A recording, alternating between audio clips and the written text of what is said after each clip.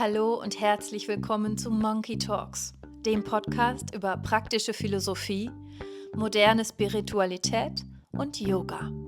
Mein Name ist Pia Kühnemann und ich lade jeden Monat Gäste ein, um mit ihnen über die Praktiken und Konzepte des modernen Yoga zu sprechen und darüber, wie uns der Yoga mit den Problemen und Fragen unserer Zeit ganz praktisch unterstützen kann. Vielen Dank fürs Einschalten. Hello and welcome to Monkey Talks, the podcast about practical philosophy, modern spirituality and yoga. My name is Pia Kühnemann, and every month I invite guests to talk about how the philosophy of yoga can support us modern humans to deal with the problems and questions of our time. Thank you for listening. In dieser Folge geht es um die Frage, wie komme ich in diese Verbindung zum Leben, über die wir in den letzten Folgen gesprochen haben. Diese Verbindung zur Welt und zum Leben, in der ich aktiv handlungsfähig bin, aktiv Mensch bin.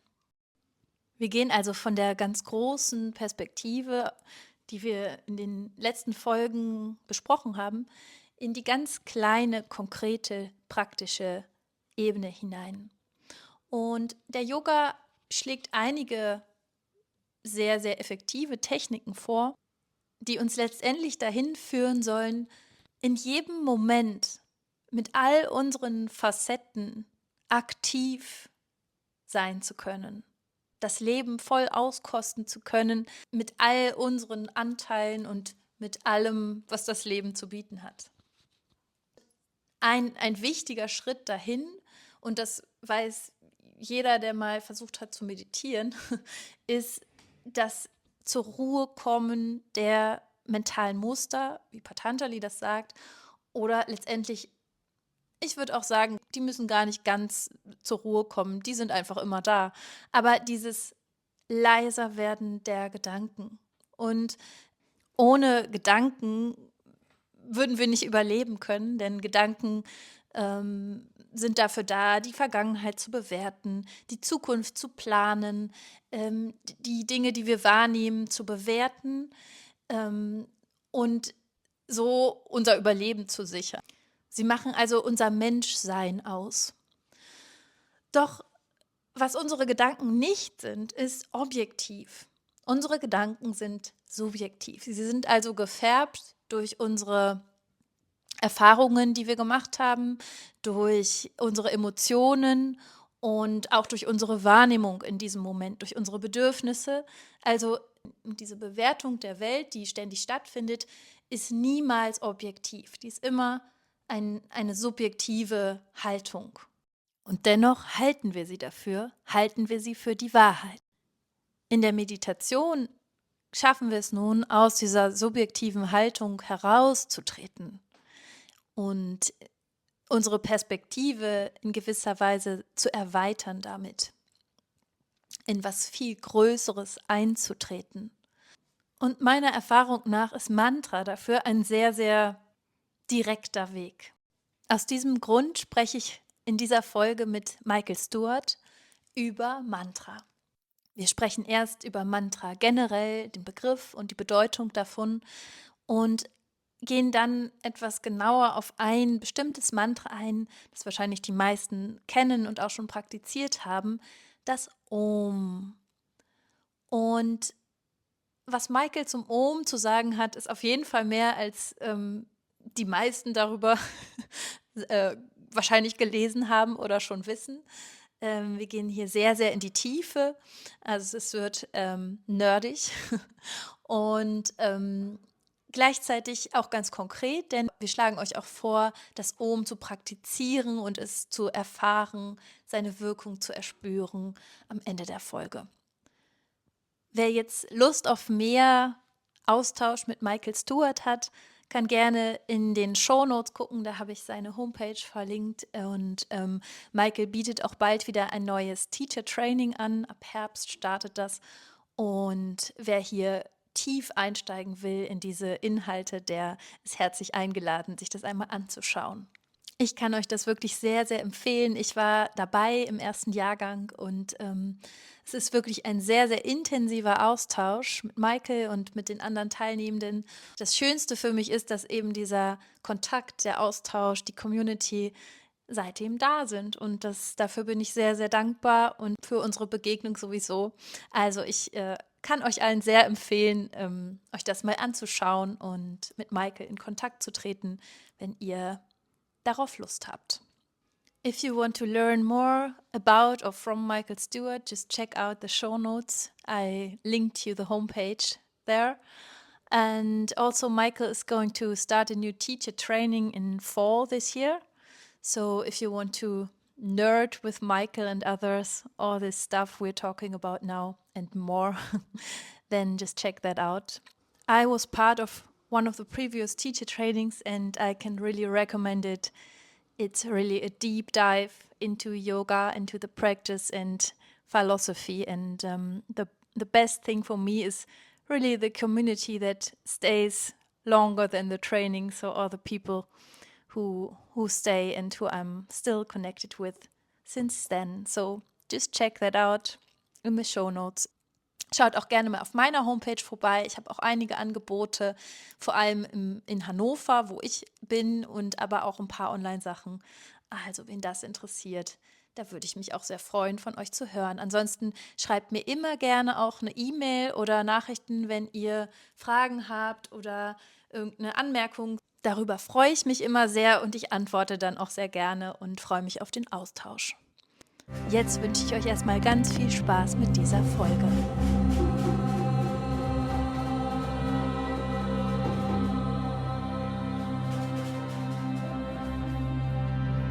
Okay, Michael, let's talk about mantra then. Okay. What's the meaning of the word mantra? Well, I'll tell you, mantra is a very powerful practice. I want to start with that. And in order to understand the potency of mantra, as you suggested, I think it's really good to break down what the basic word means. Mantra is made up, the word M-A-N-T-R-A in English, is made up of two words that are put together. And one part of the word is man, which comes from the Sanskrit of manas, which refers to the mind. And the word tra, which is the end of mantra, is a suffix that means either instrument or something to cross over.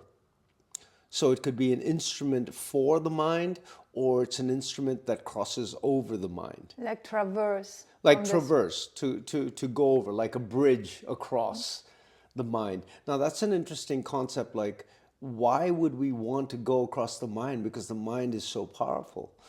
Because in the understanding of yoga is the mind is one aspect of ourselves, and it's not the ultimate aspect of ourselves. Now, what happens in our universe, when I say our universe, I mean the universe of the human or the embodied beings, us who are speaking, trying to understand something, the mind has a very supreme position, as we all know. Actually, the brain has a big position, and then we talk about when we start to get into these worlds of yoga and meditation, the esoteric world, quote unquote, the mind becomes a very powerful instrument. Now, what yoga is suggesting is the mind is not the most powerful. There's something else there. Now, mostly we're trapped by what the mind is telling us. It's giving us instruction, it's telling us how to be, how the world is represented within ourselves, how we are representing ourselves into the world. This is all coming from the mind space, according to yoga. So the practice of mantra is allowing us an access to something that is beyond the mind. So people ask, well, what is beyond the mind? Well, it depends what tradition of yoga you're leading into. Most traditions of yoga will say something to do with energy, sometimes referred to as divinity, sometimes referred to the Godhead, and it can be God or Goddess. So this is what yoga is suggesting. So then also there can be the notion of transcendence in this tra. is that Exactly. so? Because the divine is a transcendent, so we have this it's more than the mind inside too. Exactly. It's more than the mind. Exactly. Brings us to the place that's more than the mind. Exactly. And that's a very tricky place to get to. So the practice of mantra is allowing us access to this, what could be more than the mind. This is the potency of how mantra works. Because mantra is set up in a specific way. Mantra, the way it transcends or traverses or crosses over the mind is because it's working on some other level. And the level that mantra is working in is vibration. Now, Sanskrit as a language is a language of vibration. Most languages are created based on meaning. A word means something, and that's how we utilize it.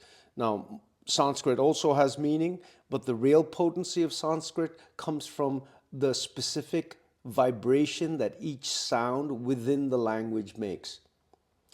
In the Sanskrit alphabet, which is 50 letters, ours is 26 in English. In Deutsch, I'm not sure how many. How many in Deutsch? I don't know. Okay. In English, it's 26. Probably like 29. Yeah, it's a little more because when I look at it's the probably keyboard, 29, yeah. So in Sanskrit, it's 50, right? And each of the sounds has a specific placement in the mouth, and where the placement is makes a certain kind of vibration. Now, this is how the potency of mantra works, by creating that certain kind of vibration by reciting the sound, which then becomes mantra. So it's crossing the mind because we're touching into a different place of awareness. Normally, our place of understanding is through meaning, and this is doing something else. This is going, oh, well, how does it feel? So vibration is something you feel. You can talk about vibration. We can say it's a wave. Yes, it is. And now when you recite mantra in Sanskrit, you get a certain field of vibration. And this is how the suggestion is that you cross over the mind. Because you come to another way of recognizing something, becoming aware of something. What is the something? You. So when you create the vibration inside yourself by reciting mantra, you start to feel other than what you know in your mind space. So this is how the potency of mantra works, by creating a vibration and sitting inside that vibration. So the access becomes something that we're unfamiliar with. And it's not we're unfamiliar with because we've never known it, it's because we don't practice it. Because when we're children, what we do is we make sounds. It's just a sound. And that sound is what we find attractive, because you notice with children, once they recognize they can make a sound, they'll do it incessantly over and over and over and over again till they develop another sound. And then they'll do that one over. And then pretty soon those sounds start to become things that we as adults teach them, become words. But initially, our intro into creating some communication is just making a sound, which is a vibration. Singing, exactly, also. Right. So that's how mantra works, because it's working on a different access point for us to have an understanding about something.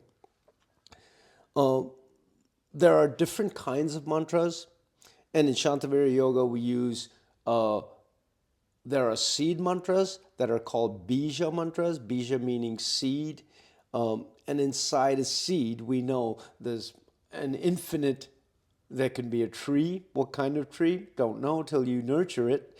What does the tree produce? Well, it has certain kind of leaves. You don't know till you nurture it.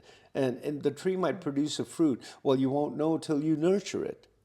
Same thing with mantra. So the nurturing comes from repetition.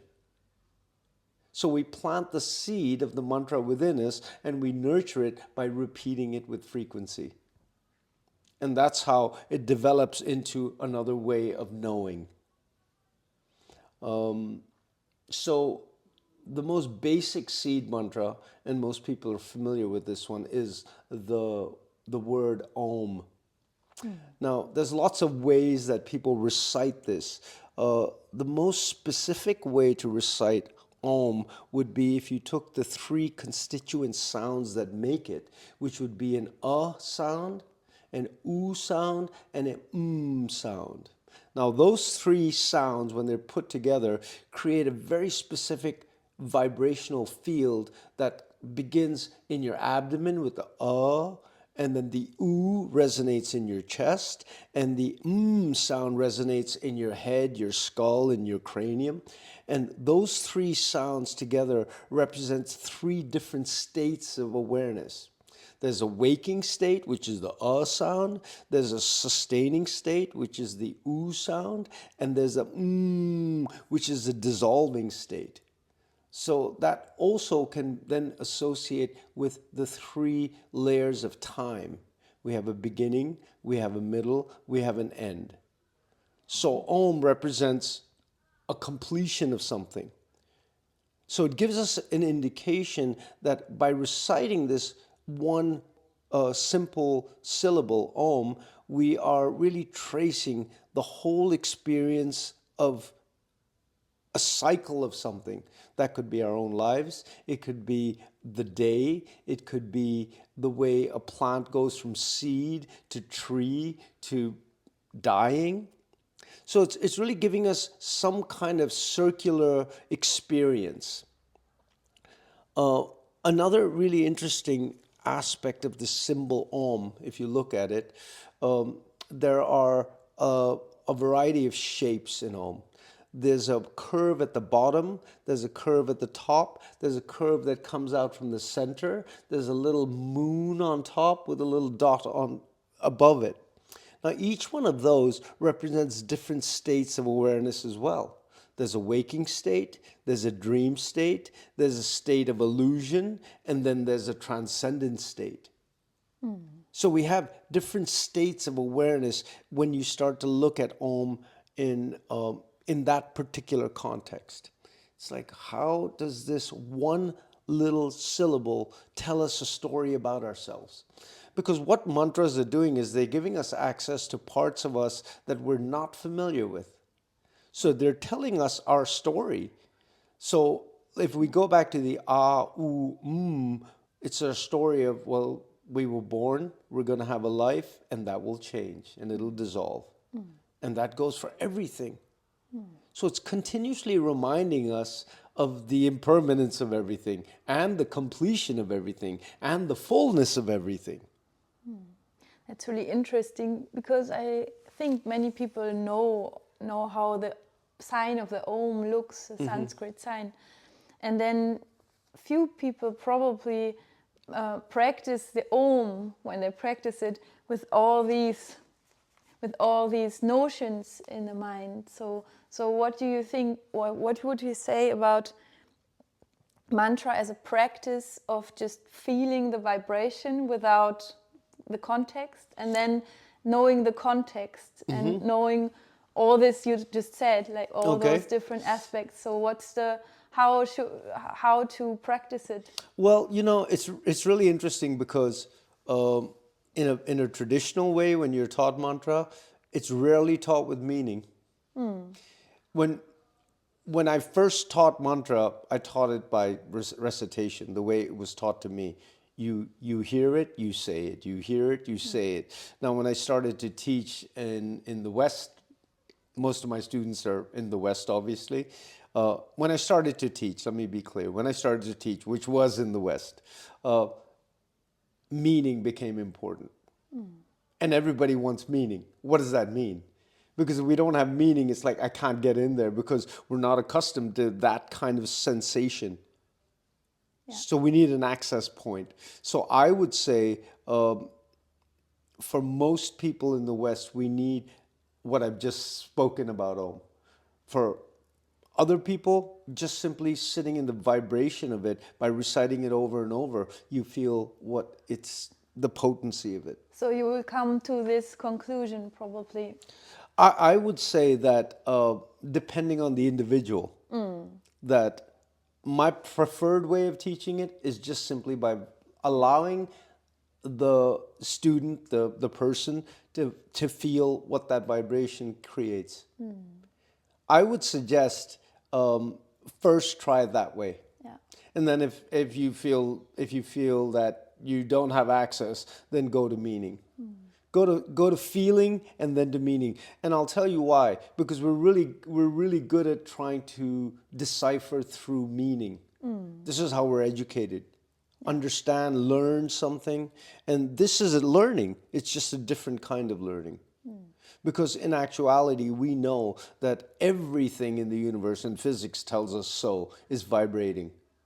And we're vibrating. Every cell in our body is vibrating. Everything around us is in some state of vibration, and the way it vibrates formulates into a something. Like the density comes from how something is vibrating. Yeah. Right? So it's not foreign to us. We're just not accustomed to going to understand something through that. And it's also a question of repetition, right? Like you said, so you have to sit with it and repeat it for a long time until you maybe get the opening, or maybe get also the intellectual part of it. Yeah, the more subtle a practice is, the more frequency you have to give to it. For example, in yoga, when we do an asana, the physical posture, you can feel it quite immediately. So we mostly get attached to that. And we do a lot of asana because we know, oh, I do this and I feel it there. Now, something like mantra or pranayama, these are some more subtle practices and they take more frequency over time. And there will be a moment in every person's experience that the light will switch on.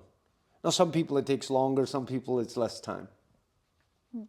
The first time I was actually touched by the vibration of Om, I was sitting in a Shivananda ashram in the Bahamas, and it was a teacher training, and there were about 600 people in the ashram, in the main temple room, and it was early in the morning because everything happens early in the morning, and 599 people, because I wasn't familiar with it then, all at one time started to recite Om. And that feeling inside me was so intense. And it was a mix of elation and fear, because I had no understanding of what that was. And I'd spent many years going to concerts, and I was always the person who got closest to the speaker, and I thought it was because of the sound. And at this point, I started to realize, no, I was actually very drawn to the vibration that the sound makes.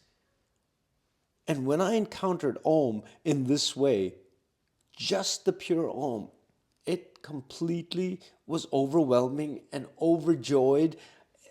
Every feeling I could imagine came to the surface immediately. And this drew me in. It was a one moment. And I was like, okay, this will be an exploration for the rest of my life. Because I felt this potency of a sound, the vibration. So I would recommend for anybody who's unfamiliar with mantra and finds it to be strange, it is a little odd for us because first, it's a different language. And then we're sitting in a way of trying to understand that is not through meaning. And yes, meaning is valuable.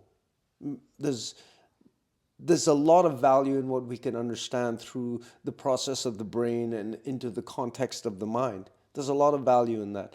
And there's also value in feeling through sensation. Now, if we can put those two together, I would say that really expands our field of knowing, of awareness. Not that one is better than the other. It's that if we put them all together, then I think we have more access to knowing. Mm-hmm. Yeah. So actually, what I want to do is I want to go back because I realize I only mentioned four states, and this is why notes are helpful. So as I was speaking about the curves of Om, the bottom curve represents the waking state. So what is the waking state? I'm like, okay, we're awake now. Well, the waking state is when consciousness is completely directed by the senses. Like the senses inform us in the waking state. Okay, so that's what the bottom curve of the Om symbol represents. Then the curve at the top is the deep sleep state.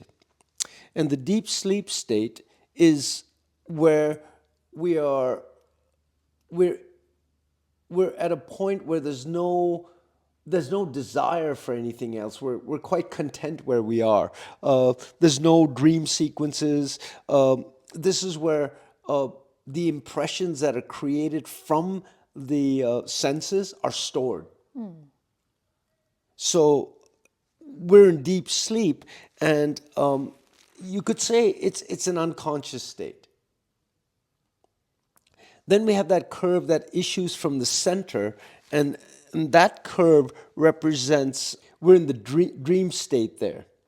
So what happens here is consciousness is turned into the inner world where things are unfiltered.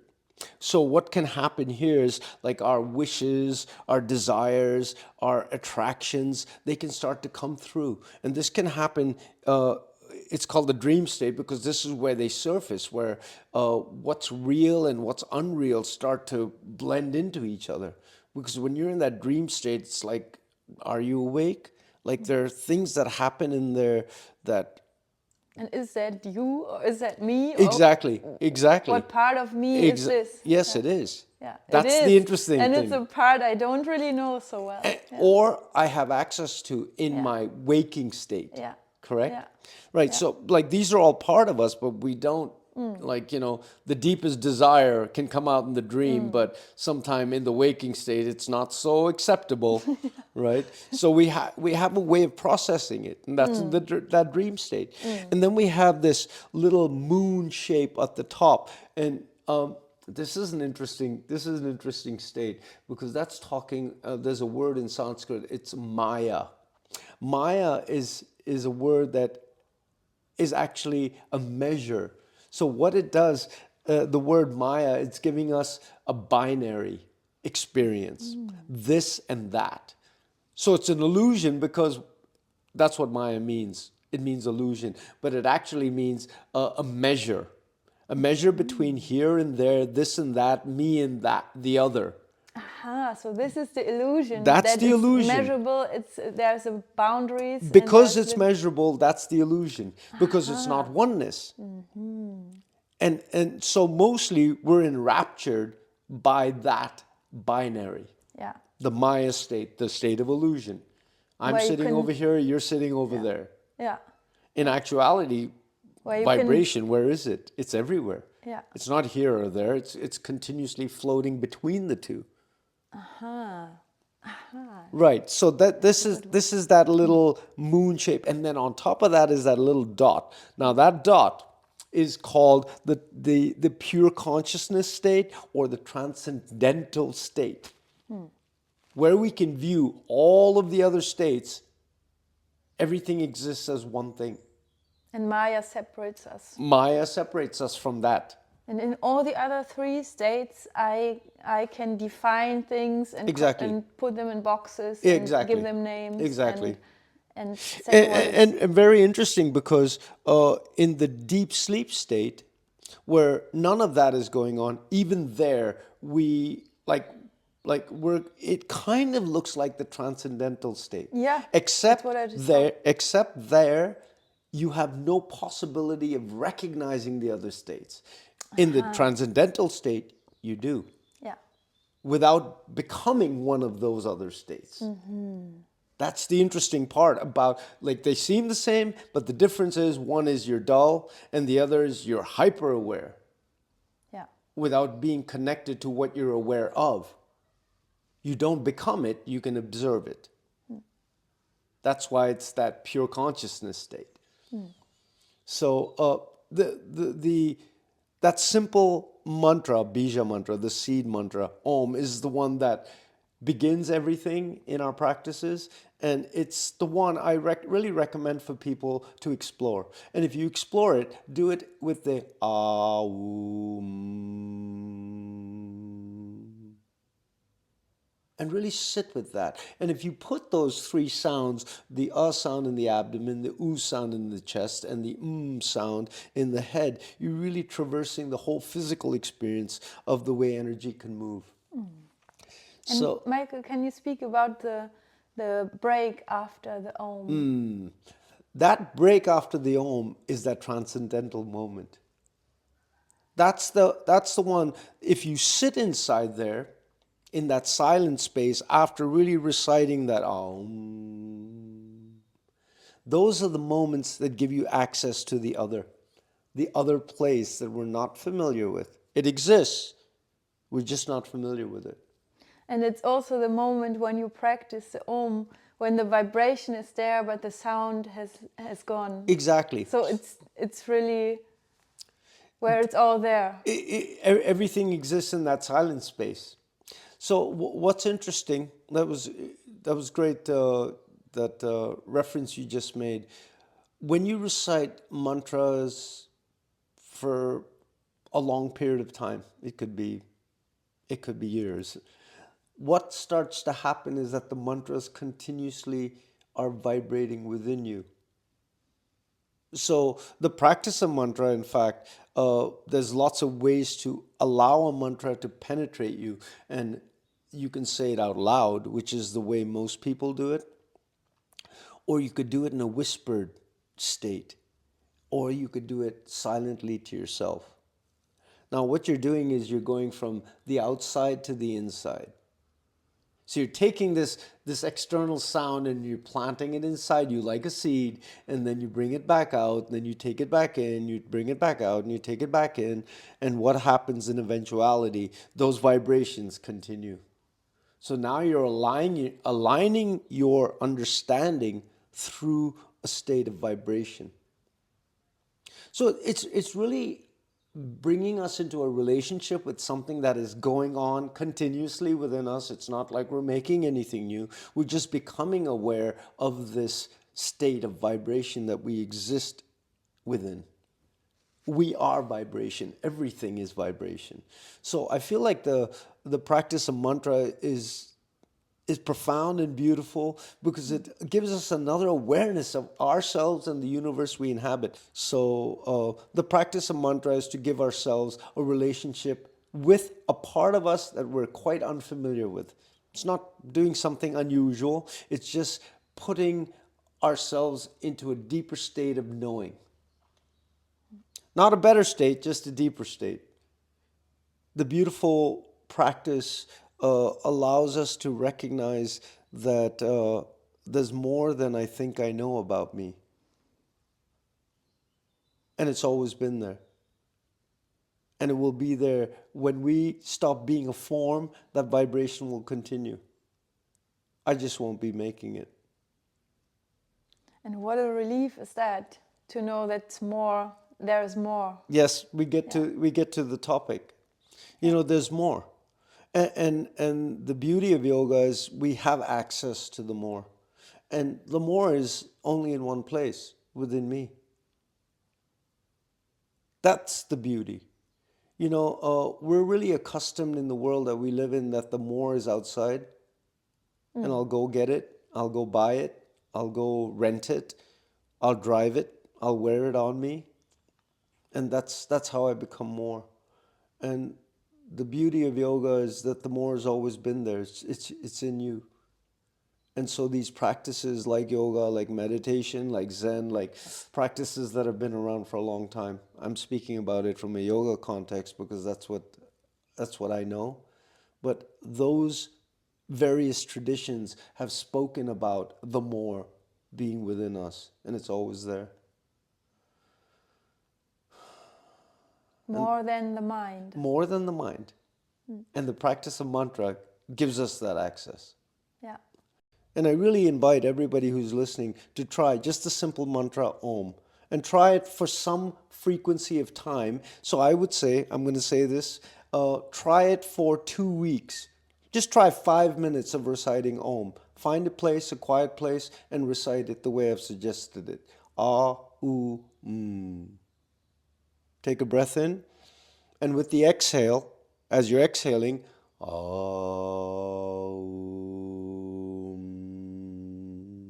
take another deep breath in.